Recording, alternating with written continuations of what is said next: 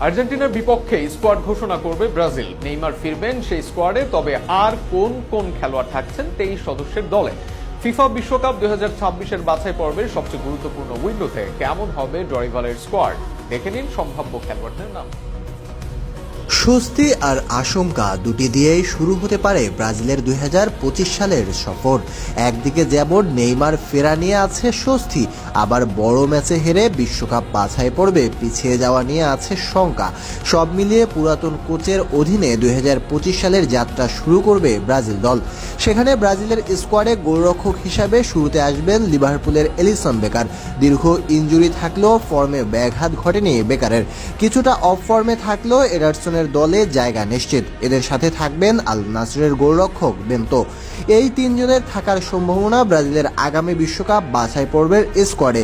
Centre back পজিশনে Militao নেই, তবে এই পজিশনে শুরুর একাদশে থাকবেন ব্রাজিলের গ্যাব্রিয়েল মেঘলাস ও পিএসজির মার্কিনোস। দুজনই ক্লাব ও জাতীয় দলে সাম্প্রতিক সময়ে ভালো করেছেন। এদের সাথে নটিংহ্যাম ফরেস্টের মুরিলো থাকবেন দলে, থাকবেন পিএসজির বেরালদো। লেফট ব্যাক পজিশনে থাকবেন লিওয়ের আবনার। এর সাথে বর্তমান পারফরমেন্সে মোনাকোর কায়ো হেনরিক্সের দলে সুযোগের সম্ভাবনা আছে। রাইট ব্যাক পজিশনে ভ্যান্ডারসন থাকবেন মূল একাদশে,